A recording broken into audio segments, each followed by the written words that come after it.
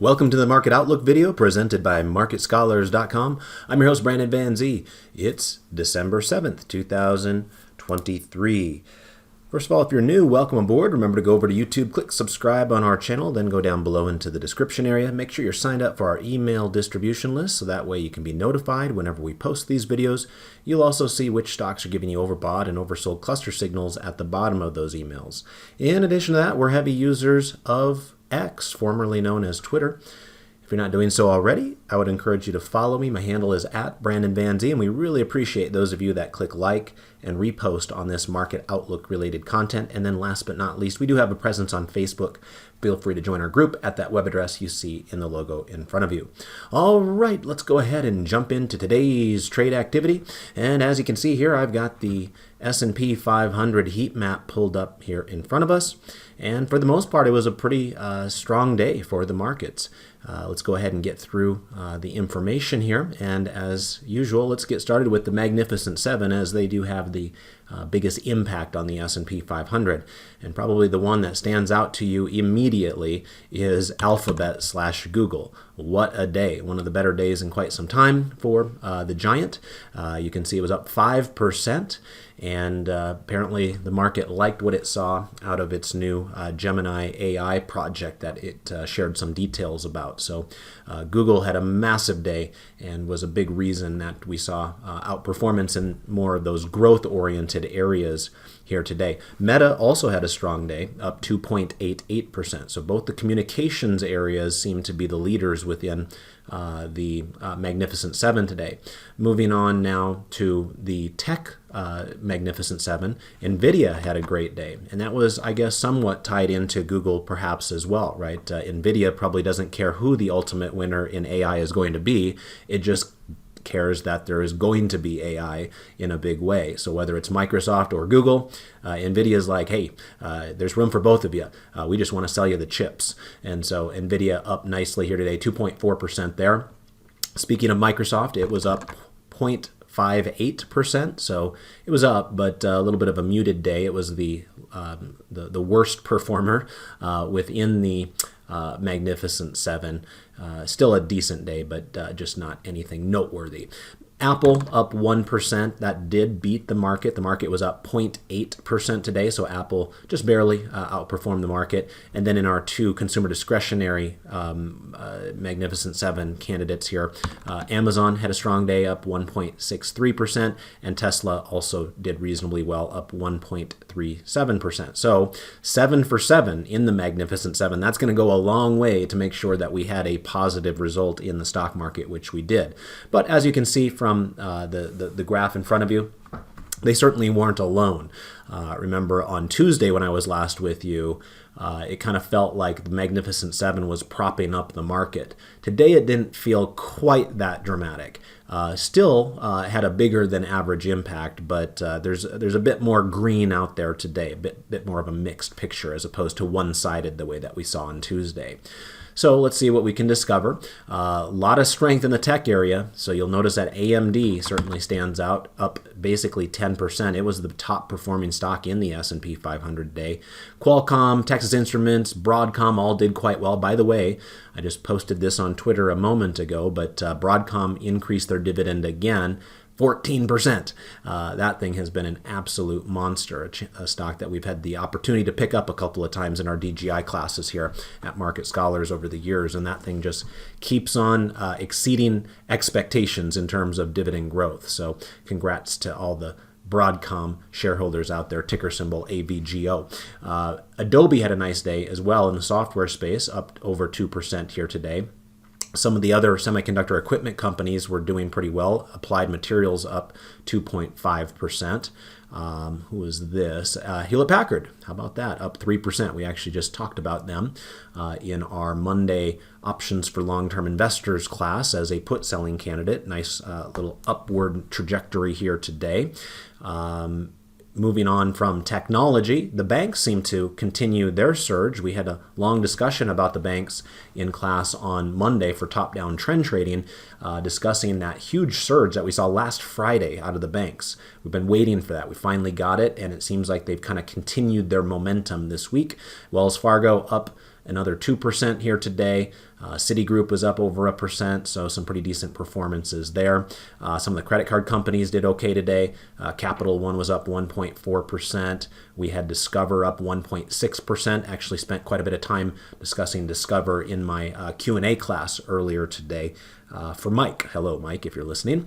And let's see what else is out there in the financials. We had Truist Financial up about 3%, so a pretty decent day from them as well. Moving along now to some of these other categories. Within the consumer staples area, Kenvue had a day. Now, I was looking at this earlier, and I still don't know exactly why they were up as much as they were.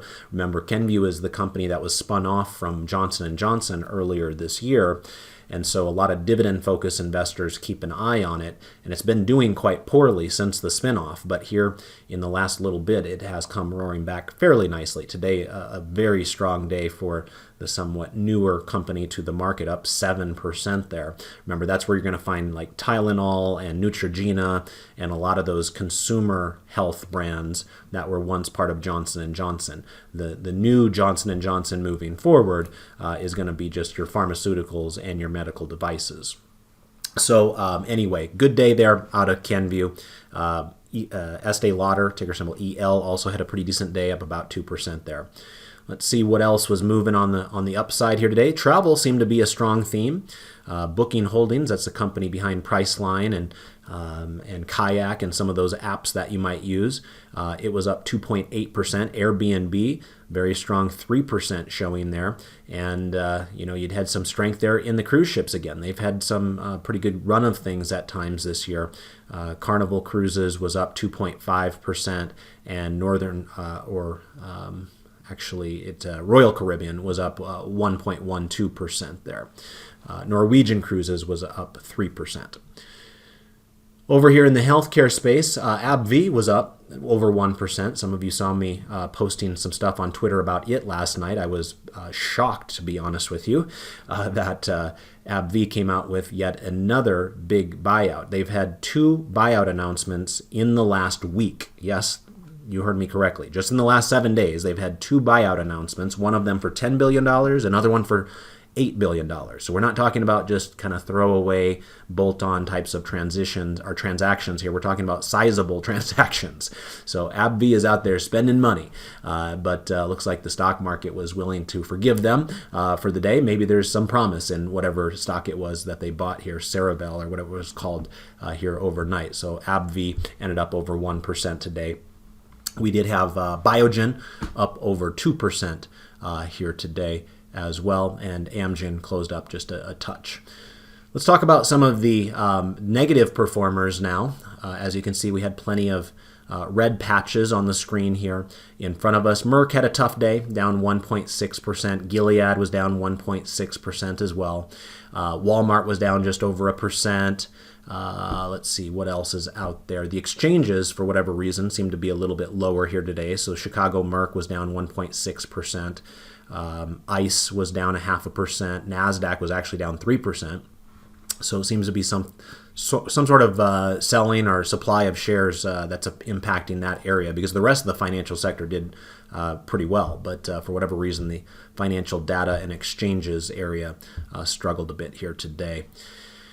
Over here towards the right with some of the smaller sectors, we did see that oil was down yet again, right? We've been talking about that for a while now. It's not just a passing phenomenon. The oil stocks have been under pressure for quite some time.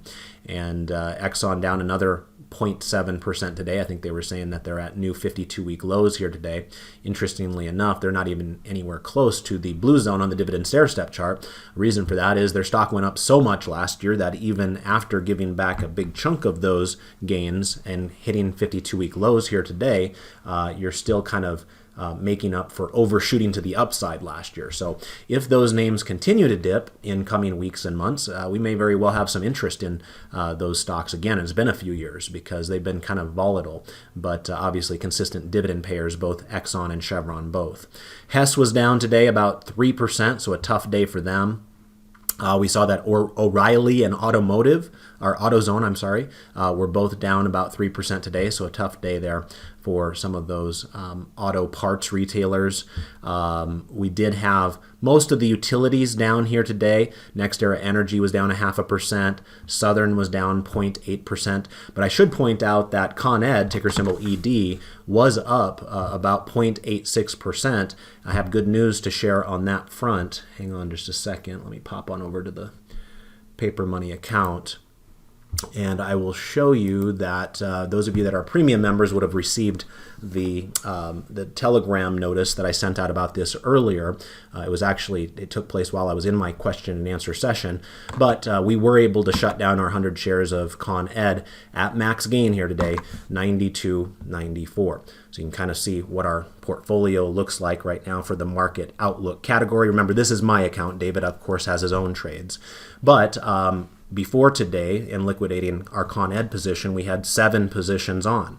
All 7 of them are profitable.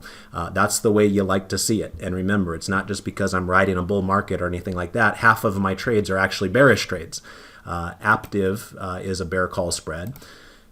ODFL is a bear call spread. And Rockwell Automation is a bear call spread. So all 3 of those are bearish. All 3 of these down below here, American Tower, CRISPR, and T. Rowe Price, are all bullish. So I have 3 bearish trades, 3 bullish trades. The end result is the same. Every single one of them is profitable here at this moment. Now, CRISPR, careful with that one. Tomorrow's the big day. We're going to hear from the FDA on whether they're going to approve the sickle cell treatment. And if they don't approve it, all of those gains could disappear overnight. So that one, we'll just have to see what happens tomorrow. It could be halted for most, if not all of the day, so we'll keep an eye on that as well.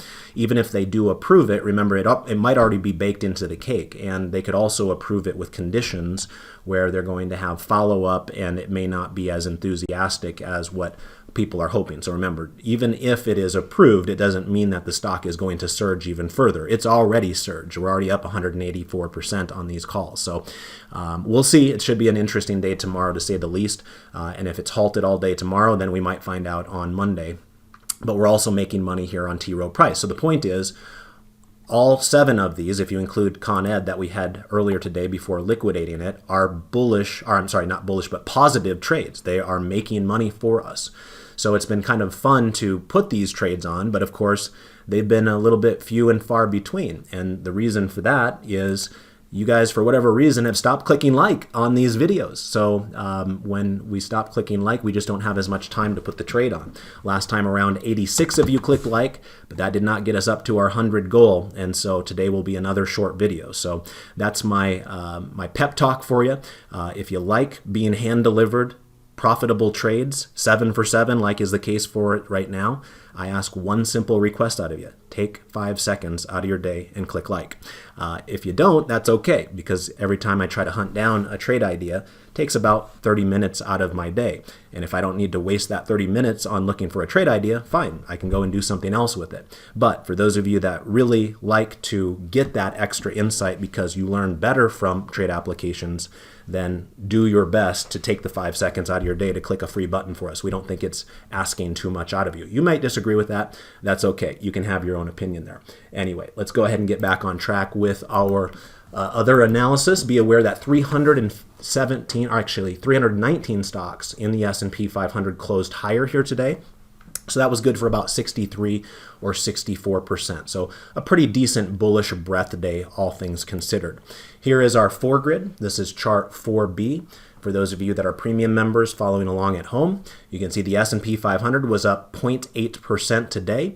Not quite to 3-month highs, but very close to that. We remain, of course, with a strongly bullish posture and are trading above a rising 30-day moving average. That is the case for all 4 of these main U.S. equity indices. Dow Jones Industrial Average, up 0.17% today, was a bit of a laggard here in the large cap, mega cap arena. But like I mentioned to you guys on Tuesday, we did have that bullish confirmation, intermediate confirmation signal. We actually had back-to-back bullish intermediate confirmation signals with last night's as well, and got a little bit of a bounce as a result of that. Same thing can be said down below here with the Russell 2000.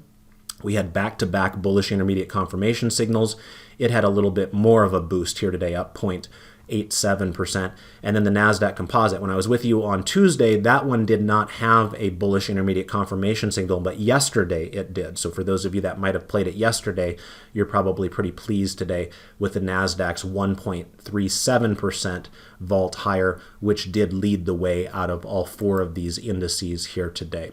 Quick look here at our asset class 12 grid. Just wanted to point out real quick that we have yet another oversold cluster signal on U.S. Treasury yields. We ended the day at 4.12%, and we had a down day on the US dollar. In fact, that kind of looks like a bit of a bearish setup on that trade or on that chart right there. It does have a weekly bullish posture, but it's fading underneath that falling 30-day moving average there. Remember, when the dollar falls, that generally benefits stocks and commodities, and today we saw just that. Gold was up 0.17%, oil was up 0.54%, and then, of course, U.S. stocks and foreign stocks were up, with foreign developed stocks up 0.48% and foreign emerging stocks up 0.49%. All right, my 15 minutes are up. Appreciate you guys stopping by. Again, if you get value out of these videos and you want us to keep on doing them, it's in your hands. Click like for us. If you don't care about them, then that's okay as well. We understand that. There's plenty of content out there. And of course, we are teaching classes all day. I taught 3.5 hours worth of a question and answer session today. I'll try to post the link to that in the email tonight. So for those of you that are premium members, you can get a lot more content out of me if you so desire. For the rest of you, I'll see you all on Tuesday at some point. For my premium members, I'll see you bright and early on Monday morning for top-down trend trading. Until next time, I want to wish you all the best of success with your trades and your investments. Goodbye for now.